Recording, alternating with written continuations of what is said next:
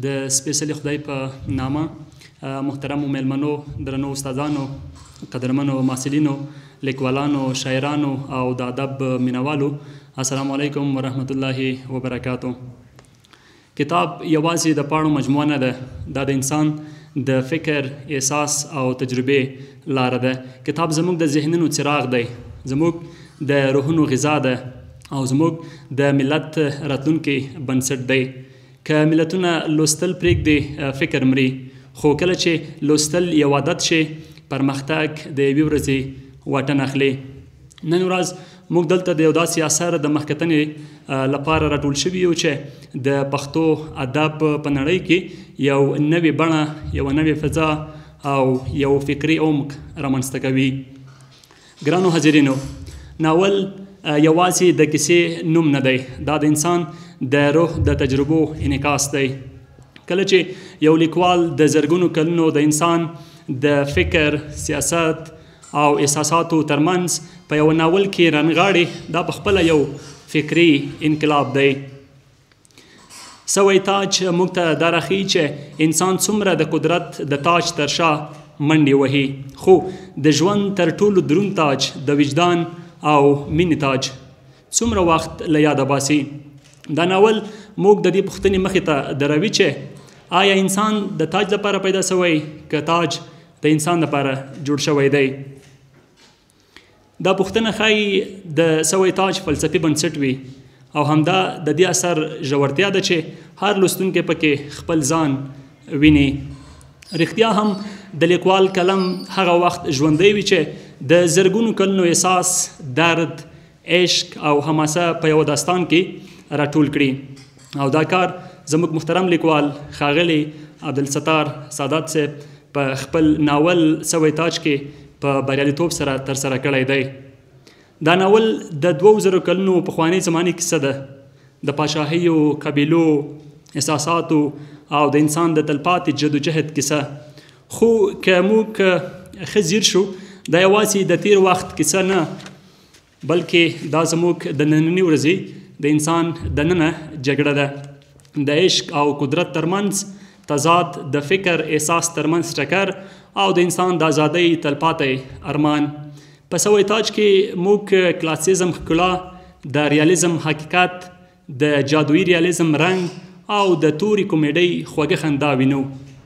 دا ټول د یو داستان په بڼه چې لوستونکی له لومړۍ پاڼې نیولې بیا تر وروستۍ پورې له ځانه سره بوځي. زه له ټولو هغو علمي او فرهنګي شخصیتونو مننه کوم چې نن زموږ بلنه ومنله او دلته د یو نوښتګر ادبي اثر د ښاغلي عبدالستار سادات صاحب د ناول سوی تاج د مخکتنې په پروګرام کې ګډون کړی دی. د پروګرام د پیل او ښکلا لپاره بلنه ورکوم قاري صاحب عتیق الله ته تر څو د دریځ مخې ته تشریف راوړي او د قرآن عظیم شان په څو مبارکو آیتونو زموږ پروګرام ته ښکلا ور په برخه کړي. محترم قاري صاحب عتیق الله.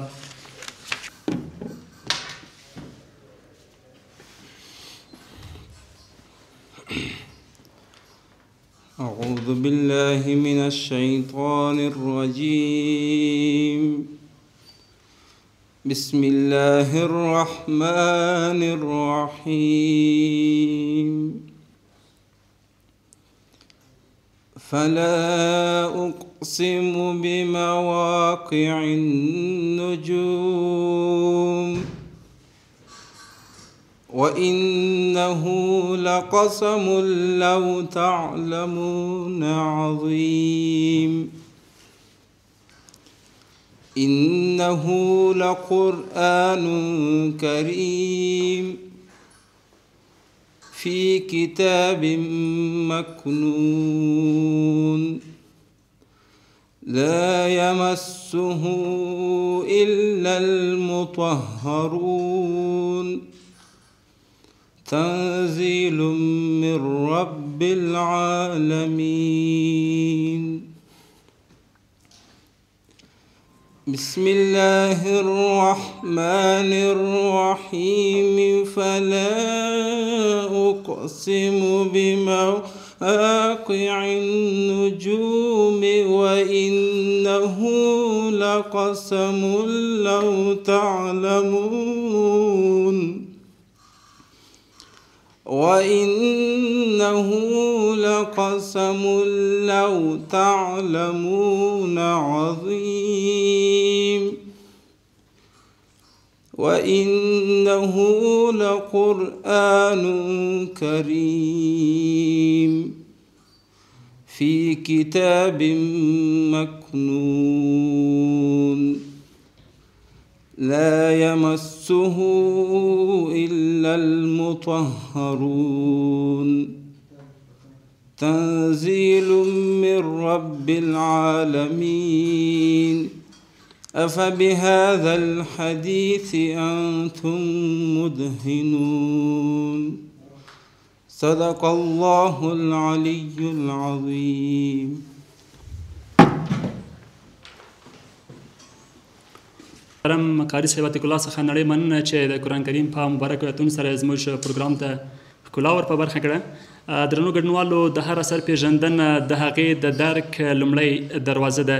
له دې دروازې نن د یو پیاوړي لیکوال او څېړونکي ښاغلی نجیب الله جامد صاحب ته بلنه ورکوو تر څو د دریځ مخې ته تشریف راوړي او موږ تاسو سره د کتاب د پیژندنې په اړه باندې څو مهمې خبرې وکړي. محترم جامد صاحب. ټولو ته سلامونه او نیکې هیلې ده چې ښه محاسبین مو پیل کړی وي او د ټولو د وخت په خیر وي. رښتیا هم دا یو د افغانستان پر اوسني فرهنګي دریځ کې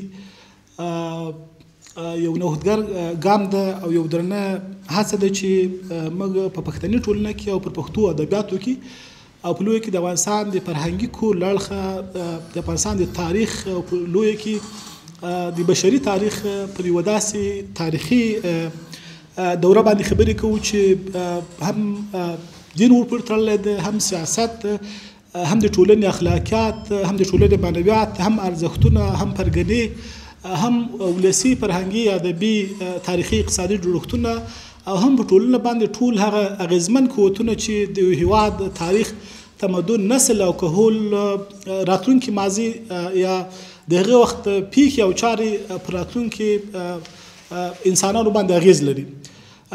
هغه څه چې تاسې د سوي ناول په دریځ کې له فرهنګي او کلتوري او ادبي اړخه کتلی شئ چې په پیل کې قدرمن ساده صاحب ته دغه مبارکي وایم او البته دا یوازې دوی نه بلکې موږ ټولو ته او خصوصا هغوی چې لوست کوي، هغوی چې غواړي په ټولنه کې یو فرهنګي بدلون راسي، هغوی چې غواړي ملت د احتیا روښانتیا او بدلون هغه سیال پړاوونه چې زموږ پر ګاونډ کې زموږ پر نړۍ کې ملتونه تجربه کوي په هغه لار باندې مزل ووهي.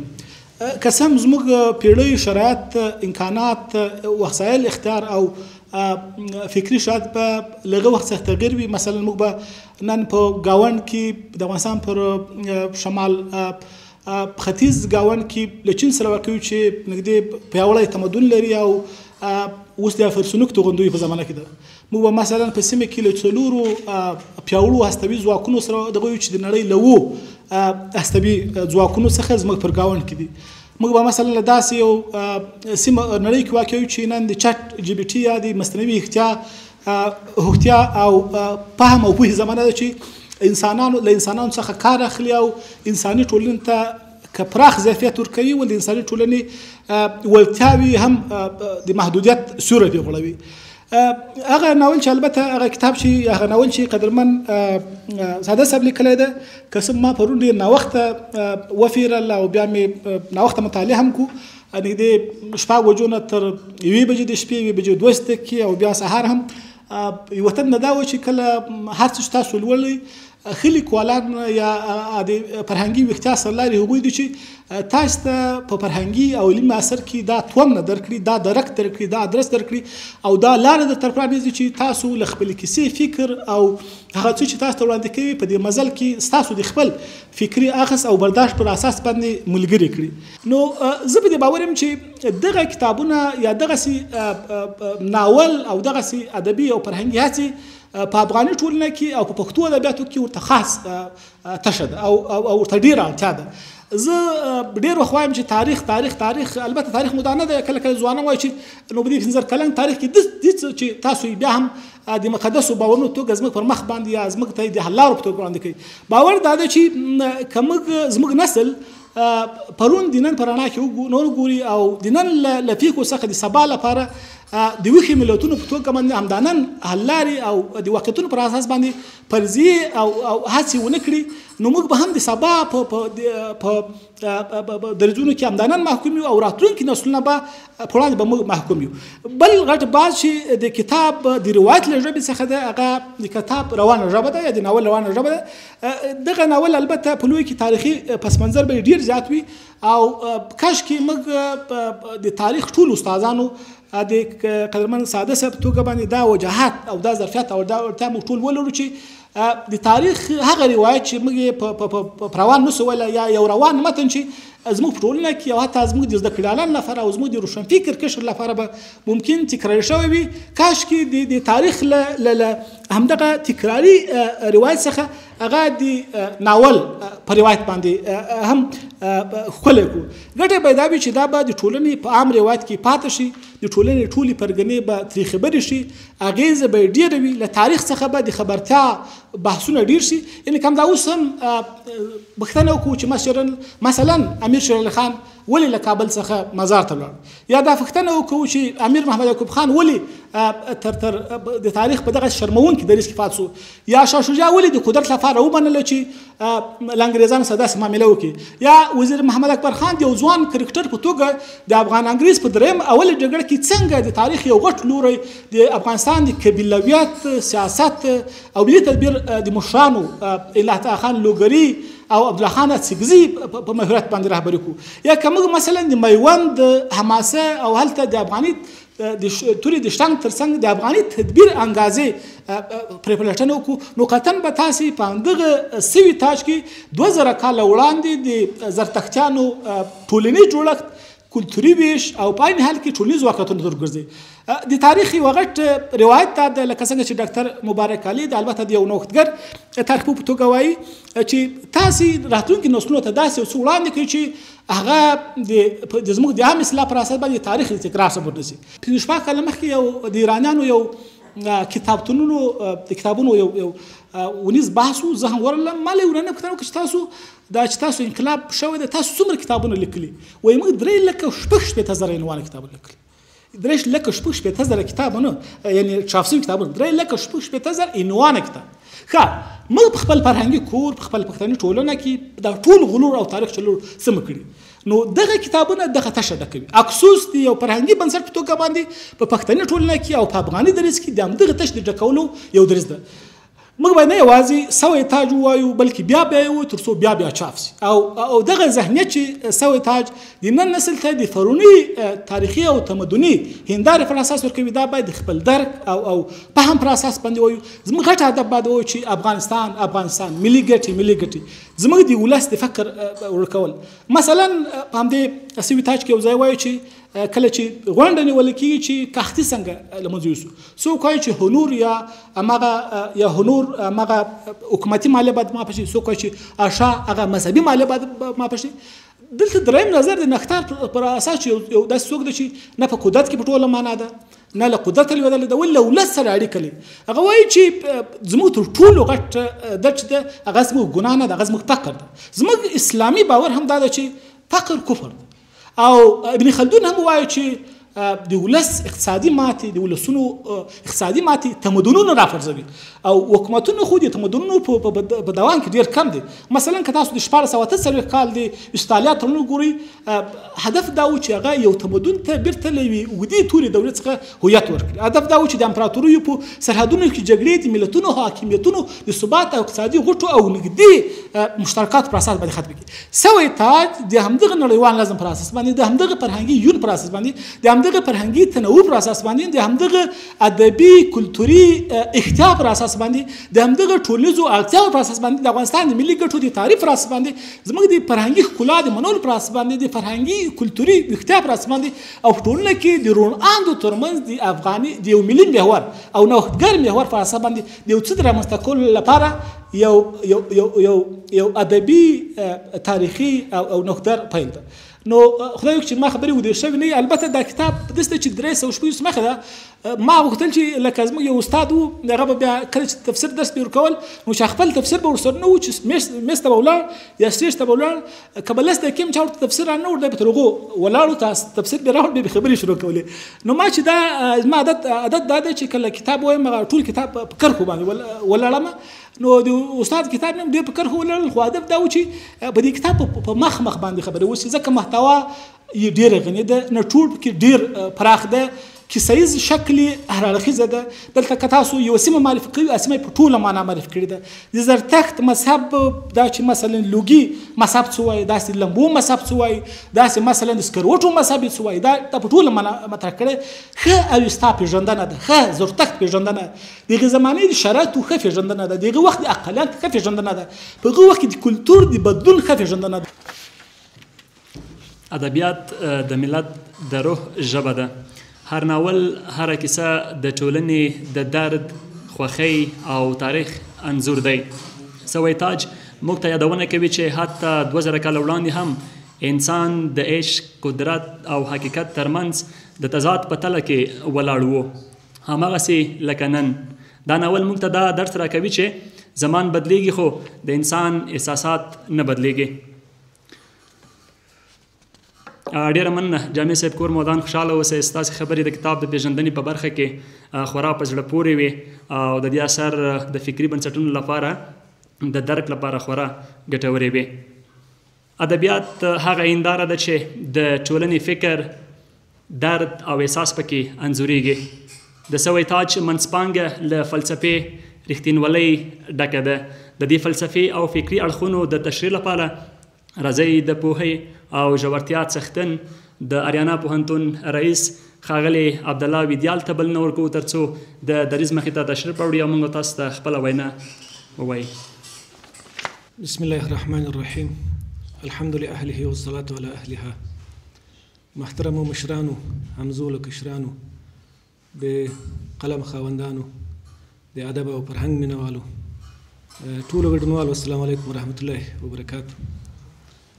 اصالتا د ځان لخوا او وکالتا د اریانا پوهنتون د رهبري هیئت علمي کادر او ټولو کارمندانو په استازولۍ باندې د سوي تاج ناول د چاپ په مناسبت باندې لومړی د ناول لیکوال محترم مشرور سعادت صاحب بیا تاسو ټولو محترمو ورونو ته د ادب او فرهنګ مینوالو ته ټول افغاني ټولنې ته مبارکي وایم. خدای مو خوشحاله کړه چې تاسو په دې ناسته کې اشتراک کړی. دا د ټولو ذهني او قلبي او فزیکي رغبت و. موږ هم دا خپل مسؤلیت ګڼو په دې غونډه کې باید اشتراک کړی وای. که څه هم ناسته له کمې اړخه ډېره غني نه ده خو زه مطمئن یم له کیفي اړخه یوه ښه ناسته ده. قاید صاحب جامع د کتاب په اړه باندې ډېرې مفصلې خبرې وکړې. هغه څه چې مخکتنې تقاضا وه په هغه برابر باندې ډېرې پر ځای خبرې وکړې. واقعیت دا ده دا یوه قاعده هم ده وایي حکم او قضاوت فرع د شناخت ده.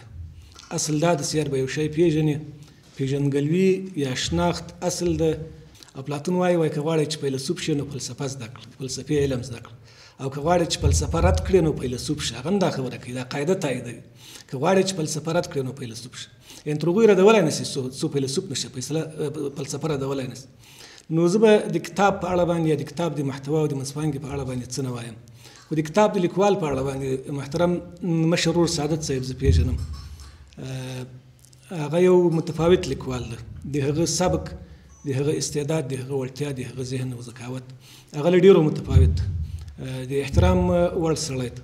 زه خپله په دې عقیده یم لکه څنګه چې قاید صاحب جامع وویل چې د ماضي یا د گذشته د تفسیر پر اساس باندې حال توضیح کیږي او د راتلونکي یو واضح تصویر هڅه کیږي چې واضح تصویر وړاندې شي.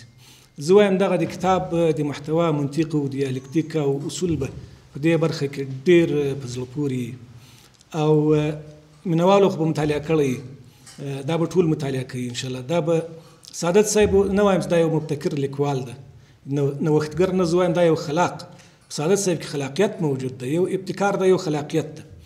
خلاقیت کې نوی ذهن، نوی فکر هغه پنځول کېږي، هغه تولیدېږي، هغه وړاندې کېږي، او نوښت بیا بیل شی ده، هغه بیا لږ اسانه او ساده ده. نو سعادت صاحب خو یو خلاق لیکوال ده، سبک یې متفاوت ده، الله تعالی یو ځانګړی او امتیازي استعداد ورکړی ده، او دا د نوموړي ته بیا مبارک. مننه د اریانا پوهنتون له استازي څخه کور مودان چې د کتاب اړوند دغه ورځ د لیکوال اړوند مو خپلې ګټورې خبرې وکړې. د پروګرام په دې شیبو کې بلنه ورکوم د ادبیاتو پوهنځي استاد ښاغلی پوهندی ګل رحمان رحماني صاحب ته، تر څو د دریځ مخې ته تشریف راوړي او موږ تاسو ته خپله وینا ووایي. زه هم په خپل وار لومړی لیکوال ته د دغه نوښت او دغه داستان مبارکي وړاندې کوم. زه د دې کتاب د یوه لوستونکي په توګه خپل نظر وړاندې کوم، ځکه دا کره کتنه نه ده بلکې مخکتنه ده، معرفي کول دي، ښکلاوې ښېګڼې را برسېره کول دي. خو تر هغې وړاندې اړینه ده چې د پښتو ناولونو په اړه هم یو څه ووایو. متاسفانه په دې وروستیو کې زموږ پښتو ناولونه تر ډیره د لنډو کیسو تر اغېز لاندې دي، یا په بله معنا کېدلی شي چې موږ هغې ته تحلیلي لنډې کیسې ووایو. هغه لیکوال چې لنډې کیسې لیکي او یو په یو ناول ته راځي، هیڅ امکان نه لري چې یو 50 سلنه د ناول د پلاټ او داستاني عناصرو اغېزې دې په ناول کې نه وي پاتې. ډېر همدغسې ناولونه دي چې نن سبا موږ ته ډېر محترم او ښاغلي ناولونه دي، په پښتۍ باندې ناول لیکل شوی، اما هغه په حقیقت کې تحلیلي لنډې کیسې دي، پلاټ یې نه دی غځول شوی، پیښو مسلکي انکشاف نه دی کړی. زه فکر کوم چې سوی تاج به هم د ناول د عناصرو او هم د داستاني اړتیاو له مخې د لنډې کیسې سره په پښتو ادب کې یوه مسلکي خدای پاماني وي او د ناول برخې ته به داخلېدل وي. او بله هم د محتوا له اړخه دغسې یو څه دي چې موږ متاسفانه حتی د علمي څېړنې لپاره ماخذونه نه لرو یا بحث نشو ورباندې ورکولی، ځکه زردشتدین، د دوی پیروان، د دوی مذهبي او ټولنیزه ترمینالوژي همدا اوس هم زموږ لپاره ګرانه ده چې پیدا یې کړی شو. اما لیکوال سوي تاج کې توانېدلی دی چې موږ ته دا ترمینالوژي هم را یاده کړي او هم مو د یوه داستان له خوږو څخه برخمن کړي چې دا خپله یو نیک ابتکار دی. بله خبره د داستاني عناصرو ده. زموږ ګڼ ناولونه دغسې دي چې د لیکوال د ایډیالوژۍ سیوری ورباندې پروت دی، یعنې کله کله دغسې حس کوو چې لیکوال خپل همغه کرکټر دی، همغه راوي دی پکې داخل شوی دی. اما په دې لیکوال کې ما ډېر ځله دغسې حس کړه چې یوه ټوکه به پکې وکړو لکه د سعادت صاحب هم چې خپله د زردشت دین یو پیرو تېر شوی، ځکه په هره برخه کې پوهیږي، هم د زمان له اړخه او هم د مکان له اړخه دغسې انځور کړي چې موږ تاسې باور ورباندې کولی شو. د لیکوال باور خپلول په داستاني اثارو کې د کامیابۍ یو بشپړ راز دی. موږ کله کله په خپلو کرکټرونو کې مداخلت کوو، هغه غوړېدنې ازادۍ ته نه پرېږدو، خپل نظر ورباندې تحمیلوو. اما په دې داستان کې هم د زمان له اړخه هم د پیښو د تسلسل له اړخه دا اغېز نشته چې دا یوه ډېره ښه کامیابي ده. د داستاني عناصرو له اړخه د دې داستان تر ټولو مهم ټکی سوژه او پلاټ دی. پلاټ چې تر ډیره پورې د داستان لار نقشه ده او طرحه ده په ډیر ښه ډول غوره شوې ده. دا چې چیرته پیل شي، عروج تر کومه ځای اوج ته چیرته ورسیږي او پیښې څنګه راغونډې شي، غوټې څنګه وسپړل شي، لوستونکی څنګه په تلوسه کې وساتل شي او په آخر کې پیغامونه څنګه ور وړاندې کړي. په یو لحاظ باندې دا داستان اوس هم یو سمبولیک روایت دی. همدا اوس هم د مذهب او سیاست جګړه روانه ده. مذهبي مشران څنګه کولی شي په سیاستوالو باندې خپلې مذهبي ایډیالوژۍ خرڅې کړي، واک او امکانات ترلاسه کړي، یا تر ډیره پورې مذهب د سیاسي مشروعیت یا تر ډیره پورې د سیاسي واک لپاره وکارولی شي، چې د محتوا په لحاظ دا موږ پکې حس کولی شو. بل په تخنیکي لحاظ لیدلوری دی. موږ تاسو په داستانونو کې دوه لیدلوري لرو، یو د راوي لیدلوری دی چې پیښو ته له کومې زاویې څخه ګوري، او بل هم د کرکټرونو لیدلوری دی. د دې داستان د کامیابۍ لوی ټکی دا دی چې لیدلوري پکې آزاد پرېښودل شوي دي، یا فاینټ اف ویو دغسې یو څه دی چې طبیعتا هم ته حس کوې چې باید په همدغه ډول مخ ته لاړ شي، ځکه چې د مذهبي پیښې ته د مذهبي مشر له سترګو باید وکتل شي. سیاسي جنجالونو شخړو ته د یوه سیاسي مشر یا پاچا له لیدلوري کتل شوي دي. نظامي پیښو مسایلو ته د یوه پوځي مشر له سترګو کتل شوي دي او همغسې سپړل شوي دي. همغسې قبیلوي حساسیتونو او مشرۍ ته بیا تر ډیره پورې د قبیلوي مشرانو له اړخه کتل شوي دي. همدغسې په یوه کرکټر کې د پیښو نوعیت، فرض کړه په دې کې د پوځ مشر یا ستر سالار کله چې عاشق کېږي، هلته بیا یو عاشق دی، هلته بیا نظامي نه دی، هلته بیا د نظامي طبیعت ملت د یوه سوي مین په توګه بدلیږي او زموږ په ذهن کې د مینې یوه توده پیښه یا د روحینې د ژوند انځور کښېنوي او خواخوږي مو ورسره پیدا کېږي چې بالکل دا د مینې مستحق دی او دا باید په همدغسې یوه شخص باندې مینه شوی وای. په داستان کې دوه شیان چې ډیر زیات مهم دي، زمان او مکان دی. د نقل سره د اوسنۍ لنډې کیسې یا شارټ سټوري یا د ناول توپیر دا دی چې پخوانۍ کیسې په زمان او مکان پورې محدودې نه وي. مثلا موږ وایو چې نه و په پخوا زمانو کې یو پاچا و، د زمانه معلومه نه ده، د مکان معلوم نه دی، 100 کاله مخکې و، 200 کاله مخکې و، څنګه و، یا یو پاچا و، د پاچا په کوم هیواد کې و، افغانستان کې و، پاکستان کې و، اروپا کې چیرته و. دا د نقل روایت دی. زموږ وروستي ناولونه هم چې لیکل کېدل د همدغه نقل د روایت تر اغېز لاندې و. همدغسې به راخیستل شوي چې زمان او مکان به پکې مشخص نه و.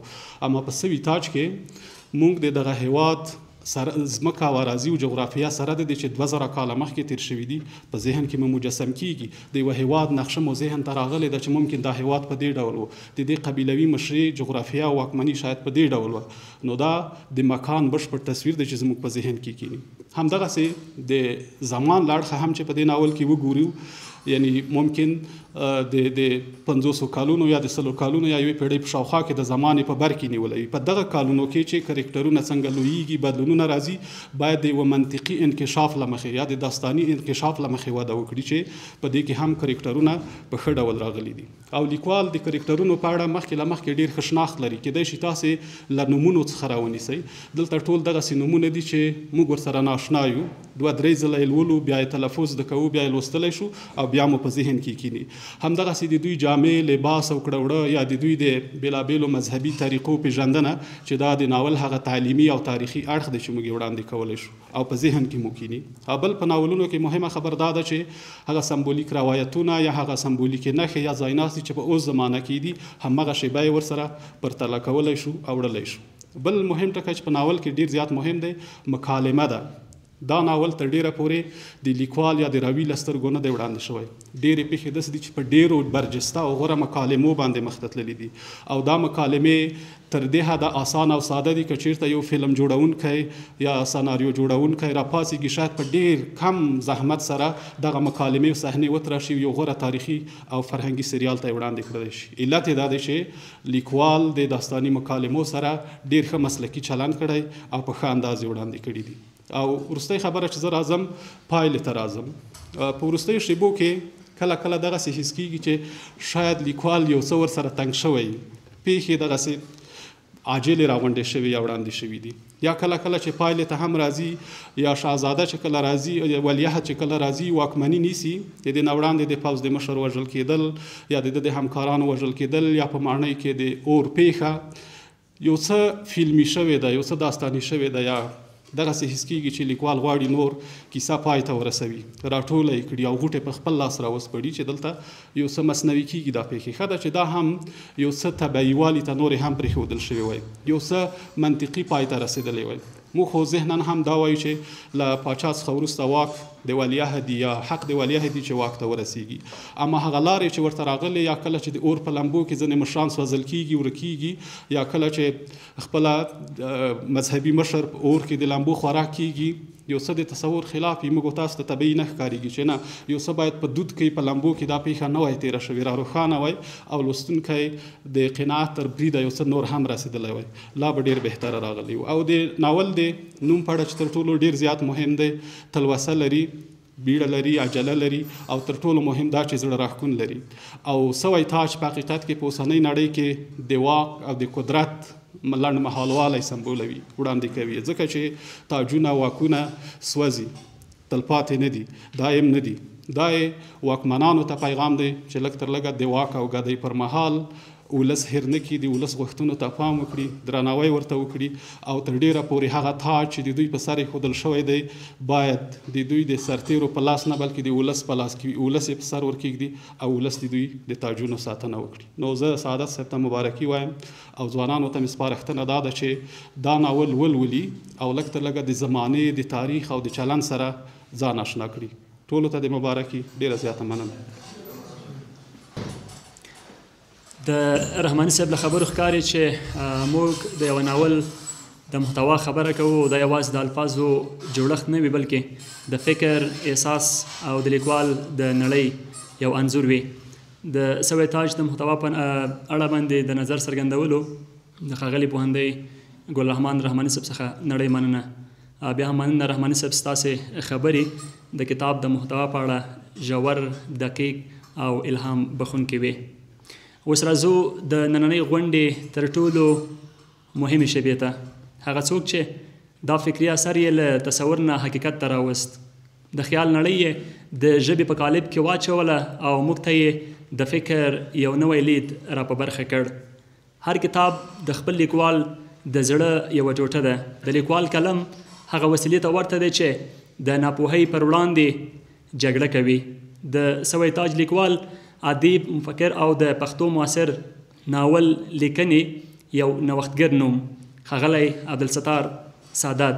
د دې ښکلي اثر لیکوال محترم سادات صاحب ته بلنه ورکوم تر څو موږ ته ووایي چې د دې کتاب الهام څه و، له کومه راغی، پیغام یې څه دی او له دې ناوله مو هدف څه دی.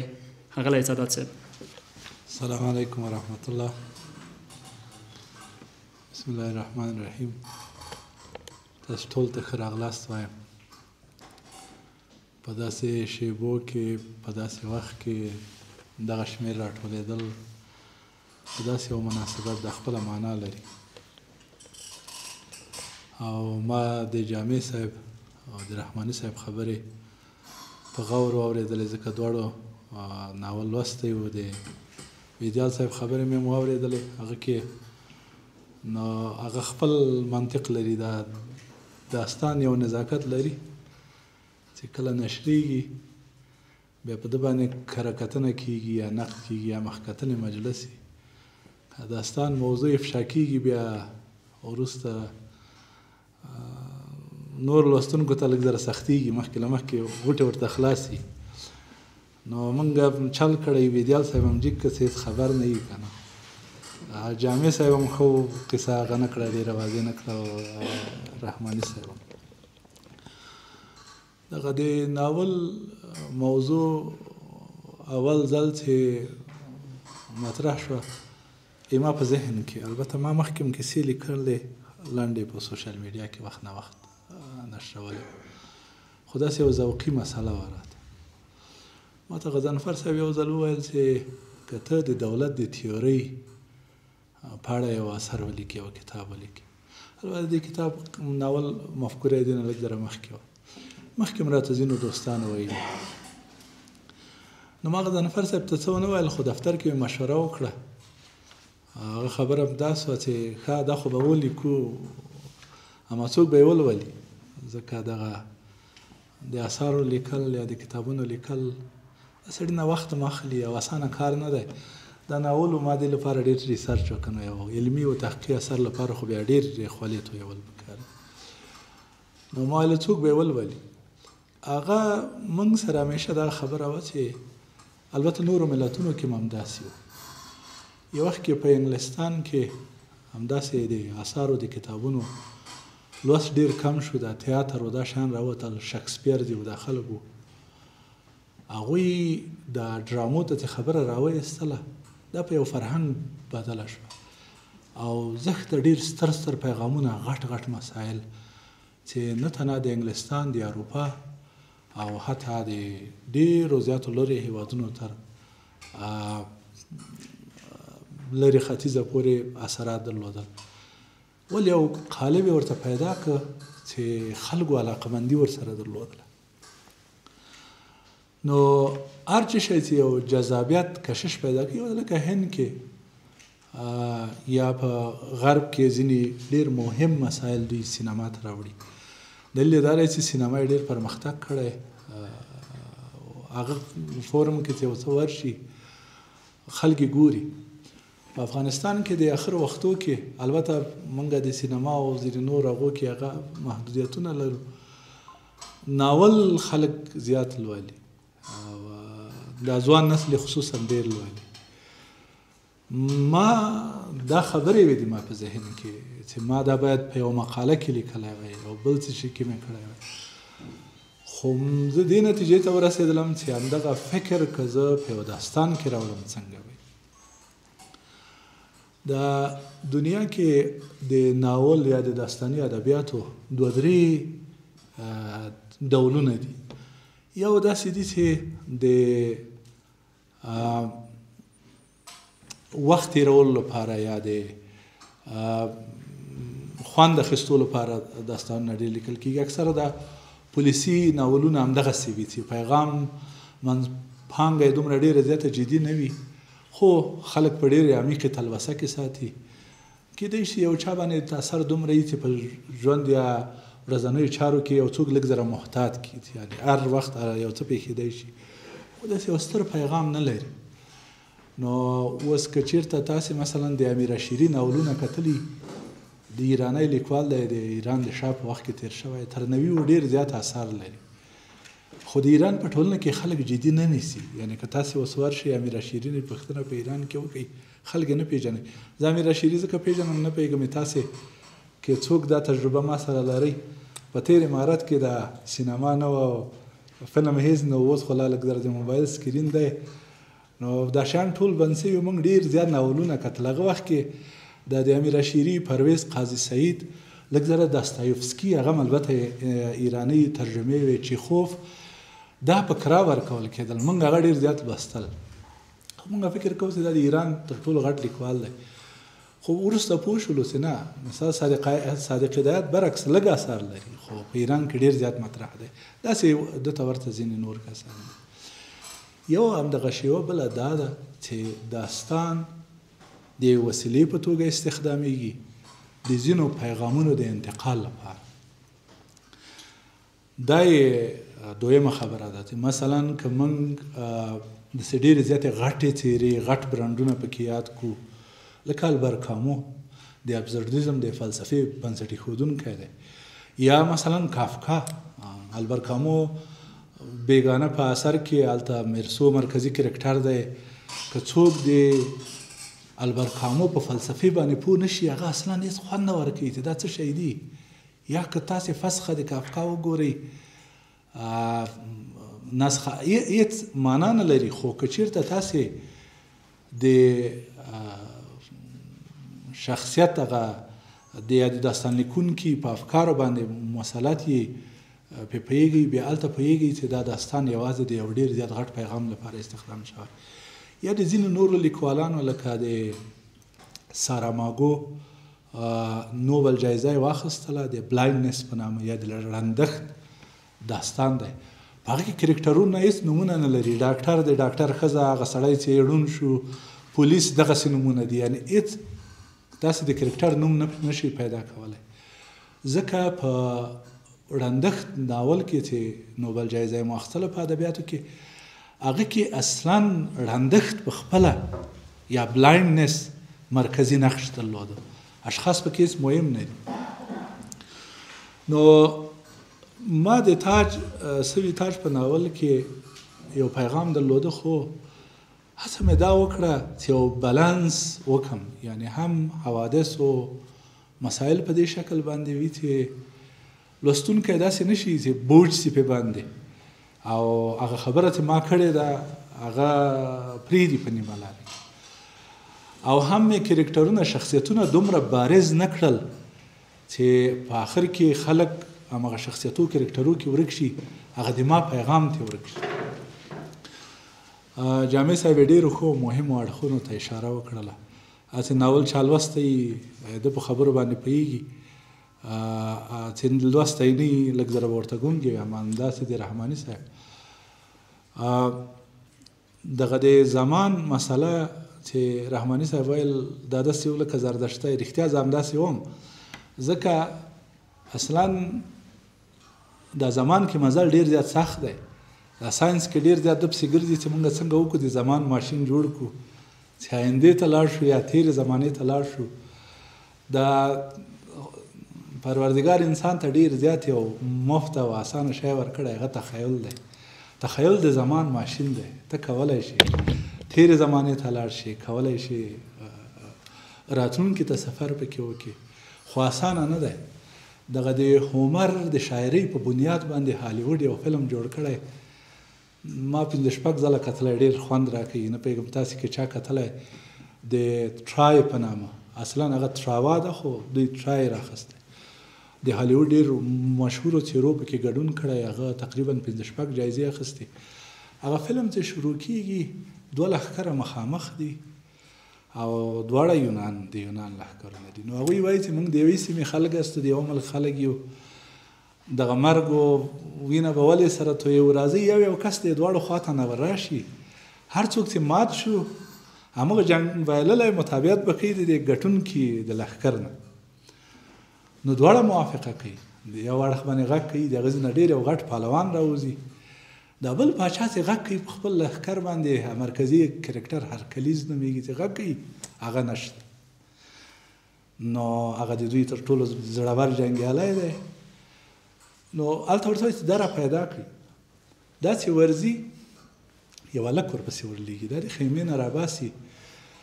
نو دا کشر هلک د 11 کلن 14 کلن دی، ورته وایي هغه کې ډېر زیات داسې مټور غټ ځوان راوتی، نو ته نه باید ورشي که نه، هغلته بری سخت دی.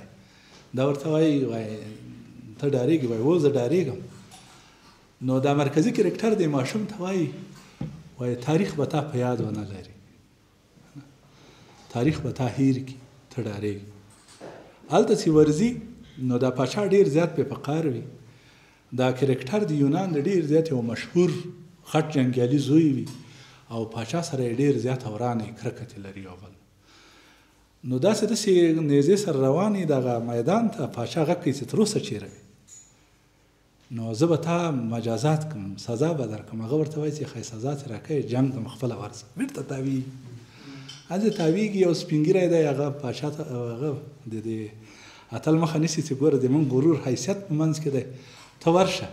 بېرته پاچا ته زارۍ کوي چې دا وخت د غصې ایستلو نه دی، نو ته نه باید هغه وکړې، ده ته څه ووایه. دا مرکزي کرکټر چې داسې خوځېږي میدان خواته، نو دا پاچا ته چې درېږي نیم مخ ورواړی، ورته وایي وا د هغه لښکر په ځان چې پاچا یې جنګیالی نه وي که نه، یعنې پیغور ورکوي. د پاچا خبره ډېره زیاته جالبه ده. د سپین ږیري ته وایي په همغه اندازه چې خدای د خپل مخلوقاتو سره مینه لري، زه په همغه اندازه له ده نه کرکه لرم. یعنې دا تاسې چې د هغه ګورئ دغه ډیالوګ، دا څه شی چې دا خبرې چې راخیستل شوي، البته دا د هومر د شاعرۍ په بنیاد باندې هغه شوی. دا جنګ د ترکیې او د یونان دی، دنیا د ښځې په سر باندې چې څو غټ جنګونه رامنځته شوي، یو همدا دی تراوا 12 کاله یې دوام کړی. البته دا جګړه یو وخت کې بیا ترکیې بایللې، دوی یو برخه د ده مستنده کړې. یعنې تاسې هغلته الفاظ ګورئ چې دا یې لټولي د همغه تاریخ نه یې راخیستي. ما چې دا ناول لیکه ما باید د زمان کې مزل کړی. اوله د دې ناول کې د ځای نوم، د دې ملک نوم ارازیا ده، دا اوله اریانا وه، یعنې خپل افغانستان نوم. بیا څو مشکلات سره مخامخ شو. موږ وایي لکه دا موږ اریانا کو، بیا ګاونډیان هم باید ریل کو، واقعي کو، کاغه کوو، کرکټرونه هم باید صحیح وي. نو بیا مجبور سوم چې دا نومونه یې ټول تخیلي موږ جوړ کړل. دکې 450 نومونه دي ټول جوړ سوي. مثلا دغه د زردشت د هغه چې جامع صاحب او رحماني صاحب اشاره ورته وکړله، سپانتامینو د اهورامزدا و صفت دی په دې کې. نو موږ د همدغه ځای نه سپنتور یو د مرکزي کرکټر یا ویلن دی، دا د همدغه نه مشتق سوی. یعنې هغه د زردشت د زمانې او د وخت او د دین چې کوم مصادر دي، د هغه نه موږ دا نومونه خیالي جوړ کړي. مثلا مرکزي کرکټر نختار دی، دا نختر دی، موږ یو الف ورکړی چې نختار شي. دا په مجموع کې د نومونه تخیلي دي. د لیکلو په وخت، د لوستلو په وخت کې شاید لږ زر اوله کې لوستونکی په تکلیف کې. نو دا ما چې فکر کوو چې مثلا ځینې الفاظ دغه د مالیې مسله، مالیه داسې موډرن ادبیاتو برخه ده، دا پخوا نشته. نو ما هلته مالیه کلمه نشوه کارولی، زه لاړلم بدیلو شیانو پسې. یا دا ځینې اکسپریشنونه موږ تاسې یو بل ته وایو چې زه فکر کوم یا زه احساسوم، دا موږ تاسې ډېر زیات معموله خبره ده، خو دا زه فکر کوم جمله یا زه احساسوم دا یو 900 کلنې جملې دي. دا مخکې د بشر په تاریخ کې ځای نه لري.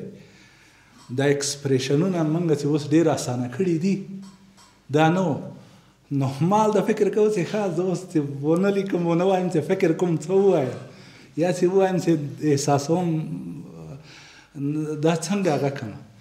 نو پښتو کې بیا ښه یو کلمه وه مثال همغه نه مې استفاده وکړله. ټول ناول کې ما د انګېرنې کلمه کارولې زه انګېرم یا ما انګېرله داسې کوشش مې کړی چې هغه د زمان نزاکتونه رعایت کړم. د هغه په مسله کې زه یو څه ته متوجه سوم. رحماني صاحب اشاره ورته درلودله رښتیا هم داستان لیکونکی کله کله ځینې مجبوریتونه پیدا کوي.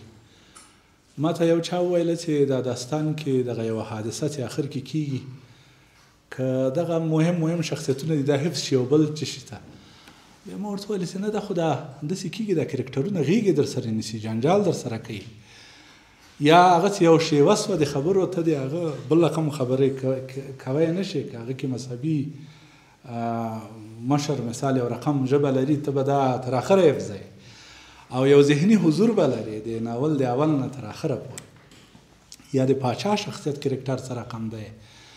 نو په دې کې د هغه د سیاست د بېرحمیو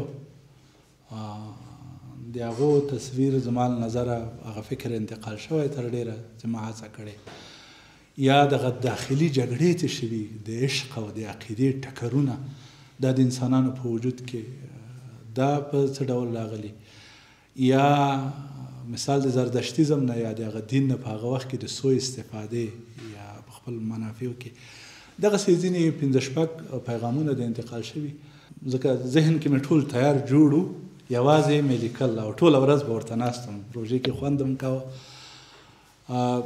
فقط یو بل مسؤلیت مې چې خپل باله د افغاني ادبیات په مجموع کې غریب ادبیات دي پښتو ژبه لا پکې غریبه ده البته په داستاني ادبیاتو کې موږ ډېر ښه یو د مرحوم نصیر احمد احمدي شپون صاحب خدای دې دواړو ته عفو وکړي خدای دې جنتونه ځای کړي دوی غټ کارونه کړي خصوصا احمدي صاحب د پښتو ژبه یې داسې داستاني ادبیاتو سره هغه کړې ده اشنا کړې ده یعنی دا افعال څومره متحرک کړي دي داسې څومره متنوع کړي دي. ما دا ناول چې کله ولیکه د هغه نه وروسته ما احمدي صاحب مطالعه کړ ما دفتر همکارانو ته مې ویله که ما مخکې دا مطالعه کړی وای زه به سخت دنه متاثره وم او د ده د ژبې نه به متاثره وم. جالبه دا ده چې دا سروکی د سر حادثه ما آخر کې لیکلې ده هغې کې بیا د ده اثار هم لیدل کېږي د دې هغه انځورګرۍ زه کولی شم دا ووایم نه د سوي تاج په باره کې نه غواړم وغږېږم دا نور ناول لیکنه کې په ژبه کې چې دا اوس موږ په کومه سطحه کې یو دنیا کې ډېر زیات غټ ناول لیکونکي روسان دي فرانسویان دي نو ایران هم هغه د مثال په مجموع کې امریکایان ډېر زیات غټ ناول لیکونکي لري یعنی په دغه د ژبې په هغه باندې په پیغام کې موږ لږ زره کمزوري یو یعنی تقریبا پښتو ژبه اوس ډېرو سره سیاله ده خو په هغه قوت کې په کیفي لحاظ په کمي لحاظ موږ ډېر زیات هغه یو کم یو ما یو مجلس و د ایران د فرهنګستان د رئیس سره حداد عادل سره هغه ته مې وویله چې دغه کتابونه چې چاپېږي د هغوی نه مجوز اخلي چې تاسې کال کې څومره کتابونه چاپوئ هغه وویله چې موږ 100,000 چاپو یعنې د ورځې د 300 عنوانه په اوسط ډول باندې البته موږ په کال کې دا نه لرو دا رقم نو په دې خاطر دغه کله چې په جرمني کې په 1440 کې به غالبا ګوټنبرګ چې دا د چاپ ماشین اختراع دغه 15مه پیړۍ ده او تر دغه وخته پورې کلیسا په اروپا باندې حاکمه ده داسې کله د چاپ ماشین اختراع کلیسا د یو 200 انجیله چاپ کړل نورې منع کړه د مذهبي کتابو د چاپولو خو په نورو برخو کې ازادي وه یعنی تاسو ته به څومره جالبه وي په ټولې اروپا کې هغه اسناد شته دوی وایي چې 3000 عنوانه کتابونه وو په بسته اروپا کې او کله چې د چاپ ماشین 100 کلن سو د اروپا د کتابو شمیر 1 میلیون ته ورسېده 1 میلیون عنوان او پوهېږئ د ده تغییرات تحولات څه وو کله چې همدغه چاپ ماشین یې راوړه عثماني امپراتورۍ ته ترکیې ته دلته یې متاسفانه تحریم کړ فتوا یې ورکړه چې دا حرام ده دلته برعکس و دلته انجیل پې چاپېدی شو دلته د یهودانو کتابونه پې چاپېدل د عیسویانو چاپېدی شو اسلامي کتابو یا د اسلامي ادبیاتو اسلامي ټولنې ادبیاتو کې دا حرام و ممنوع د نتایج د ده اثرات څه شی سول هغه اروپا متحوله شوه هغوی کلیسا ماته کړه رنسانس مرحله راغله او د هغه مسله د تاسې چې د محمد فاتح هغه حوادث وینئ هغه هم دغه زمانې ته نږدې کلونه دي یعنې دا 15مه پېړۍ ته لنډ وختونه دي دومره عثمانیان په دې اروپایانو باندې زورور وو چې کله اتریش ویانا واټونو ته دوی ورسېدل ډېره زیاته سخته جګړه وه او هغلته د عثماني امپراتورۍ هغه خاص ګارد ینیچري یا ینګیچري ورته ویله چې دا په جګړه کې کله زخمیان شول وینې تویې شولې او ځینې شهیدان شول پاپ هلته دعا کړې ده وایي خدایه ښه ده چې دا د بني ادمان پیدا کړي دا خو وینه ترې تویېږي موږ خو فکر کوو چې دا بل شی دی یعنې تر دې اندازې ترې ډارېدل د داسې د ویانا تر دروازو پورې اس یونان عثماني امپراتورۍ سره و ایټالې په پولو کې دا سیمې ټولې دا منځنی ختیځ ورسره و خو دې یو تصمیم د 300 کاله دوام وکړ او 300 کاله بعد هغه اروپا راجیګه سوه چیرې راورسېدله او دا عثماني امپراتورۍ په اروپا کې د ناروغ سړي په نامه یادېده یعنې مریض سړی زور تر دې اندازې شو چې ناپلیون حرکت راوکړ د فرانسې نه غوښتل هند ونیسي انګریزان ورته کمین ورکړه سمندري کمین دلته اعتماد که راغی راننوته مصر یې ونیو یعنې یو شکست خوړلی لښکر راغی بسته مصر یې ونیو 2 ځلې لښکر ورپسې وروسته دواړه دفعې د ناپلیون نه ماته وخوړه تر څو چې ناپلیون بیا د انګریزانو د محاصرې نه خلاصېده دا د لوف موزیم چې اوس پاریس ته ورشي دا ټول د مصر د اثار نه ډک دی دا ناپلیون ځان سره وړي دي غلا کړي دي د مصر یعنې دا څه شی دی د خلکو باندې لیک لوست دا شی بند شو زه وایم چې هره برخه کې یو څه ولیکئ کتاب ولیکئ فرهنګ ایجاد کړئ ویل ولئ د انټرنیټ او د سوشل میډیا او په مجموع کې دغه کم غټ فرصت چې موږ ته همدغه نوې ټکنالوژي راکړی دنه استفاده وکړي خو دا باید داسې نه وي چې موږ هغه د ژوند د اصلي مسیر نه منحرف کړي داسې لږ زره او د ساتیرۍ لپاره خیر دی د ورځې یو ساعت 20 دقیقې نیم ساعت خو ډېر وخت ورکول نه دي په کار نو ما داسې فکر وکړه چې که زه وشم کولی د داستان په قالب کې خپلې څو خبرې خپل څو پیغامه ځوانانو ته ورسوم نو زه نه پوهېږم چې ما دومره تمه نه درلودله لکه جامع صاحب او رحماني صاحب چې په باندې خبرې وکړې خو زه د زړه له تله منندو یم داسې نن راغلی حداقل د دې یادونه وشوه نو خدای دې وکړي چې تاسې مولولئ او هغه څه پکې پیدا کړي چې دې دواړو بزرګوارانو وویل او هغه څه چې ما نیت مې و یا په کوم فکر مې چې لیکلی دی نو زه په آخر کې د حافظ صاحبانه سقاني نه ځانګړې مننه کوم چې هغه موږ ته دغسې یو خاصه کلتوري فضا ایجاد کړه هغه دا شیان ممکن کړل نقیب احمد عزیزي او د ما ډېرو نورو همکارانو چې دلته مل صاحب و بریا صاحب و ځینې نور دوستان انجینر صاحب حماد و کنه جاوید اشنا دا پختۍ د ډیزاین کړی د دوی هڅونې وې جلال بنسټ یا حافظ صاحب د کتاب لګښت هم ورکوه اکسوس نه ځانګړې مننه کوم چې هغوی هم د دې کتاب په چاپ او نشر کې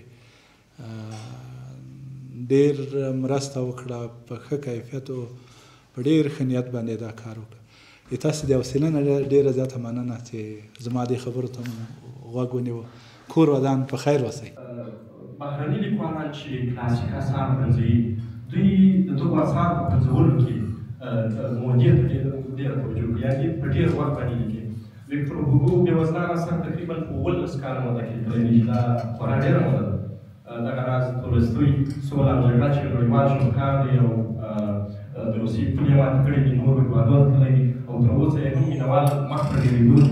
دغه اثر په 2 کاله کې لیکل شوی دی. سوی تاج تاسو یادونه وکوله چې په 28 ورځو کې ما ولیکل. زما ستا پوښتنه دا ده، ځینې خلک په دې نظر دي چې په ټولنو کې نه یوازې پښتانه ټولنه، په نورو ټولنو کې هم افغان ډېر خلک نه لولي. یعنې البته هغه کلاسیک اثار چې مثلا هغه خوندوري، هغه خلک ډېر نه لولي. مثلا د کاکا اثار دي، د ځینې نور اثار دي چې زموږ خلک نورو هېوادونو کې نور باندې پوهېږي. خو د چکوارایو د خاطرو ټولګه ده، د مشترکل یاداشتونه دا 2 میلیونه چاپ شوي دي. دغه راز د ان فرینک په دغه نړیوال جګړه کې یوه ماشوم نجلۍ تېره شوې ده، دا هغو د خاطرو ټولګه ده، 2 میلیونه ټوکې په نړۍ کې پلورل شوي دي. زما په نظر دا زه معقوله خبره نه بولم چې هغه اثر چې ډېر چاپ شي یا ډېر مشهور شي هغه خوندور اثر نه دی. برعکس د بېوزلانو اثر تاسې وګورئ په نړۍ کې ډېر مشهور شول، یا د فرانسې پولې ماتې کړې نورو ته ورسېدی، نورو ته ورسېدی. نو زما پوښتنې هدف دا دی که چېرې دغه ډول تاسې په 2-3 کاله کې لیکلی وای یا په 4 کاله کې لیکلی وای، څو ځلې مو نظر تېر کړی وای، ډېرې ستونزې مو ورته کړی وای، ځان مو ډېر باندې سړی کړی وای، دا ګمان کوي چې د اوس په پرتله باندې اغېز پر لوستونکو باندې ډېر و، یعنې ډېر اغېز مو درلودی. ځینې نوي شیان مو پکښې لیکلي وو، نوی تاثیر مې درلودلی و. بله خبره دا ده سعادت محترم، که څوک په مکتبه کې دوستان ډېر راغلي دي، جالبه دا ده چې ډېریو کتاب لوستی نه دي. جالب صاحب محترم یادونه وکړله چې ما تېره ورځ یعنې د وخت له کمبود له کبله مې سینما یې وروسته تر 2 بجې پورې یعنې ورځ د سهار ادامه ورکړله. او بله جالبه دا ده چې زه څو ورځې مخکې خبر شوم چې سوی تاج چاپ شوی دي، نو که پر یو اثر باندې ډېر کار وشي، پر کیفیت یې کار وشي، پر معیار یې کار وشي، هغه ولې باید ټول ته ونه رسېږي، باید پرنګیانو باندې خپل ډېره مننه کېږي چې هدف موخص دي. یو دغه کتاب باندې د وخت لګېدل دي، دا څوک چې لیکلو تجربه لري هغوی ته معلومیږي. دا د تولستوی و، د داستایفسکي و، د دغه خلکو زمانې هلک زره فرق درلوده. ما دې لپاره ریسرچ هم کړی، 28 ورځې زه مکمل ورته ناست یم، داسې سهار نه مونځ مې چې کړی تر روژه ماتې پورې یوازې منځو د هغو ته جګ سوی یم، ځکه روژه کې خو دا خوراک و دا شی مې وینه. هغه څوک چې د داستان لیکلو د دې شیانو تجربه لري هغه ته معلومیږي چې داستان چې د یو دفعه ذهن کې جوړ سو، هغه لیکل بیا جلا خبره ده، هغه اسانه کېږي. او بل د موږ په وخت کې تحقیق اسانه دی. اوس زه مثال د 2-3 کتابخانو الکترونیک کتابخانو غړیتوب لرم، نو اته مستقیم اړیکه هم ورسره نیولی شم چې کله هلته ایمیل وکړم، خبره وکړم چې په دغه برخه کې ماته اثر په کار دی، هغه راته راځي، حتی همغه صفحې هم راته رالیږلی شي چې دغه ځایونه کې. اوس هسې رحماني صاحب وویل ما ډېر زیات د زردشتي زمغه شیان چې پیدا کړل، که هغه دغه د الکترونیک کتابخانې نه وی او ځینې اوپن سورس نه وي، ما دا په 2 کالو کې هم نشو کولی، ممکنه نه و. نو هغه مرسته راسره کوله. بله خبره دا ده چې یو د کتاب لیکل وي، ما زره ایستل وي، هغه عامه اصطلاح خامکوک دی. نو یو د کتاب تکمیلول وي، اصلاح باندې خو وخت ډېر ووته. یعنې فکر وکړئ روژه څه وخت وه، په دې کې لوی اختر هم تېر شوی او بله ورځ دا چاپ سو 2 ورځې مخکې. نو که هغه زمانه بیا ورسره ونیسو تقریبا د 6 میاشتو نه ډېر وخت کېږي. دا کتاب مخکې د هغه نه تقریبا 10 کسانو کتلی چې ځینې دوستان دلته هم ناست دي، د هغوی نظریات، د هغوی مشورې هم ما اخیستي، اصلاحي نظریات هم تطبیق کړي، کره کتنه یې شوې. هغسې بیا د دې کتاب هغه وخت لږ زره ډېر دی. مازې چې ما لیکلی هغه ابتدایي هغه دومره دی. بله خبره دا ده چې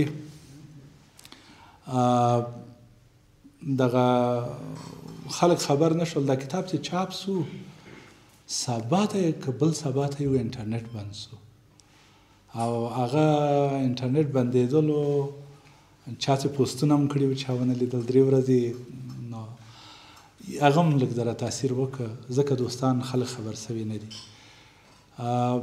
بیا خو موږ تاسو ټولو هڅه دا ده چې دا کتاب دغه غونډې یو هدف همدا دی، ډېر سوی تاج نه دی. دا سوی تاج په خپله دې لپاره دی چې د لوستلو د کتاب د هغه عام سي فرهنګي. تاسې که چېرته د ملتونو وضعیت دا دنیا کې اوس بررسي کوئ، اخلاقي، اقتصادي، سیاسي، دا ټول شیان یې ګورئ، نو هغه ملتونو کې چې مطالعه ډېره ده هغوی په هره برخه کې ښه دي. نو د موږ وضعیت خو چې دا مشکلات لرو دلیل یې دا دی چې مطالعه کمه ده. هڅه به کوو که چېرته سوی تاج ښه و خلک به یې ولولي، که نه یو بل چاته به د دې هغه ورکړي، انګېزه ورکړي چې یو څوک ډېر ښه څه ولیکي. نو ما هیڅ وخت زه د پرفیکشنیزم طرفدارم نه یم، دا ډېر زیات غټ خنډ و او فکر نه کوم چې دا پرفیکټ وي، عالي دي. صحیح ده، یوه هڅه ده ویل ولئ که دا داسې اثر و چې ځان په خلکو لوستی شي دا به خامخا راوځي، مشهورېږي به، او که نه و بس یوه هڅه ده.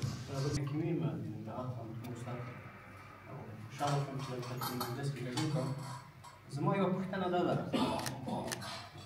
دا سوی تاج د دې انګېزه څه وه چې تاسې دې ته سوی تاج نوم ورکړی؟ دا یوه. او دویمه به دا وي چې ځوانان به د دې نه څه نوي څه ترلاسه کړي، ځکه چې اوس ډېره مهمه ده چې موږ یو نوی فکر او نوی نظر ترلاسه کړو. او دوهمه پوښتنه یې ما دا ده چې دا د اوسنیو شرایطو سره څومره تطابق لري؟ تاسې 2000 کاله پخوا تللي او اوس موږ 2000 کاله مزل تېر کړی. ډېره مننه. صاحب هغه نه به پیل کړو. دغه د سوي تاج ناول انګېزه او دا اوسني شرایطو سره څومره مطابقت لري. د ناول کې داسې لیکل شوي نه دي کوم ځای کې چې دا 2000 کاله مخکې دی، هغه هم ډېره ضمني اشاره ده.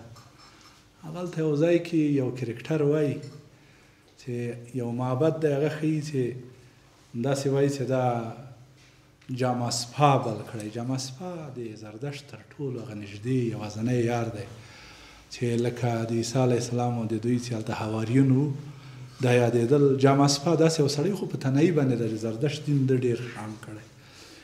نو هغه کرکټر وایي چې د دې معبد ټول 80 کاله کېږي او جاماسپا 600 کاله مخکې تېر شوی، نو د زردشت 1000 کاله کېږي. یعنې د دې حساب نه چې هغه کې دا ناول باید د 2400 کاله شاوخوا دغه زمانه وي. دا په دوه لحاظه تېره زمانه غوره شوې ده. یو دا ده چې انسانان ممکن الوتې وي، ممکن ډېر زیات بدلونونه یې کړي، خو یو غټ انتقاد فعلا همدا دی چې بشر په یو وزر الوتی. او جالبه دا ده چې همغه د بدبینه فیلسوفانو لکه د هابس او جان لاک او د خلکو چې انسان د انسان لیوه دی دا ډېر بدل شوی نه دی. یعنې داسې فکر وکړه که چېرته په 14مې پیړۍ کې تیموچین یا د چنګیز راووته 30 نه تر 40 میلیونه بني ادمان یې ووژل چې د هغه وخت 10% خلک کېږي. څه فرق لري چې د اوس نتنیاهو درګرده په غزه کې خلک سلاخي کوي؟ یعنې ته اسرائیل ډېر زیات صحیح د اټوم به لري مګم ډېر کم خلک دي، په فیصدۍ کې بیخي راځي نه، جغرافیه یې ډېره زیاته واړه ده، خو د امریکا او د څو متحدینو په ملاتړ باندې هلته یو جنوساید او نسل وژنه روانه کړې. موږ داسې ټول ورته ګورو، وینو یې په سکرینو کې ګورو. صحیح ده. نو که ته د تیموچین د چنګیز او د نتنیاهو مقایسه وکړې څوک به ښه شریف وبولې؟ هغه د 40 میلیونه وژلي، هغه 10% د خپل د زمانې، هغه وخت کې 400 میلیونه ټول بشر وو شمېر، 40 میلیونه دوی پکې ووژل، یعنې 10%. نو دغه نیچر یې څه بدل شوی؟ ګوره انسان په معنوي لحاظ ډېر الوتی نه دی، په علمي او په ټکنالوژیک لحاظ ډېر زیات بدل شوی. په موږ کې غرایز بدل شوي نه دي، غرایز مو همغه دي. که چېرته د جاه طلبي، که د شهرت وي، که د قدرت وي، که د ثروت وي، که د نورو په اوږو سپرېدل وي، هغه خواصونه موږ کې وي، په نورو ظلم وي، دې کې څه بدلون راغلی؟ د دې ناول قصه ډېره زیاته هغه کې ده او هغسې ته ولې درته معلومیږي چې هغه شیان چې هلته وو په هغه زمانه کې هغه اوس دلته شته. نو انګېزه یې هم همدغه یو دا چې بشر په اخلاقي لحاظ په معنوي لحاظ سټک دی د تاریخ په سریخو کې نښتی په تیاره کې الوتی. صحیح ده. نو دا اوس زښت ته ډېر خاص پرمختګونه لرلي خو په معنوي لحاظ حتی ځینې په دې باور دي چې پخواني انسانان په ځینو جهاتو کې تر دوی شریف دي. موږ به دې سره موافق نه شو اما خو یې همغه ډول باندې. صحیح ده. نو دا خبره ده چې موږ ولې ځوانانو ته به اوس څه ولري. زه فکر کوم چې د ده ناول لیکنې ډېر زیات هدف همدا دی چې لږ د رهي کوونکی واوسي چې خلک یو داسې کریټیکل تھینکینګ ته یې هغه کوي یو انتقادي ذهنیت باید پکې ایجاد شي. مسایلو ته باید شاوخوا لږ ذره متفاوت وګوري. هغه څه چې هغه رقم ښکاري د دنیا هغسې نه ده. د دنیا تر هغه لږ ذره مغلقه ده. او دا ناول چې تل ولې د لوستونکي په توګه شاید په کراتو داسې هغه وکړي چې زړه دې کېږي چې د همغه زمانې ته ورشي چې هغه بل ته ووایي چې دغه خبره دلته دغه رقم ده ته خبر اوسېږي. یعنې زړه دې په ځینو کرکټرونو په ځینو شخصیتونو شاید درد وکړي چې مخکې له مخکې خبر کړي چې دلته تا ته دغسې یو دسیسه جوړه ده او توطیه جوړه ده. نو دا د ځوانانو لپاره یا هغه څوک چې په سیاست کې دي ما خپله کومه سیاسي تجربه چې لرلې په کومو سیاسي نهادونو کې چې ما کار کړی کومه مطالعه مې چې نورو برخو کې لرلې هغه ډېره زیاته دلته منعکسه ده. سره د دې چې د کرکټرونو په مکالمو کې د مسایلو په انکشاف کې بې طرفه پاتې شوی یم. هېڅ مې هڅه نه ده کړې چې خپل ذوق خپل ذهن هلته هغه کړم ویې تپمه. دغه د رحماني صاحب د تاریخي ناولونو بحث یو مشکل دی تنها هغه کې نه دی افغانستان کې د اسلامي تاریخونو په برخه کې هم دا مشکل شته. البته دا یو اړخ کې هغه شخصیتونه متنازع نه دي دلته متنازع دي هلته متنازع نه دي. هلته په مذهبي لحاظ البته ځینې وختونو کې هلته متنازع کېږي خو ډېر کم. دلته ولې متنازع دي؟ دغه ملتونه چې داسې هغه نه لري مدون تاریخ یا دا کم لري هغه هلته بیا داسې د مسایلو منل سختي او دا طبیعي ده. او جالبه دا ده د ناول ضرورت هم همدغه ځای کې پیښي. نو زه خو شخصا د ما نظر دا دی که چېرته موږ تاریخ نه لرو یعنی لیکلی تاریخ خو لرو داسې موږ دلته ناست یو هغه د ګاردر ډېره زیاته مشهوره خبره ده په دا دویم ناول کې ما په فارسي کې لوستی راز فال ورق ډېر زیات دغه د صوفي نړۍ هم دغه لیکلی هغه په فلسفه په همدا داستانو کې وایي. هلته دوه کرکټرونه دي زوی پلار خپلو منځو کې هغه کوي مکالمه کوي.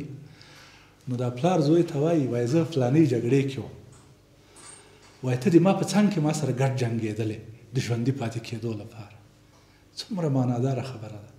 معنا دا ده که یعنې زه هلته مړ وایې ته به نه وې که نه دا د تا حیات ما پورې تړلی وایي په هغه دا داسې زمانه ورته یادوي چې دا تولد شوی نه دی. وایي زه په فلاني جګړه کې وم ډېره سخته جګړه وه او ته مې په څنګ کې ډېر کلک جنګېدلی که نه.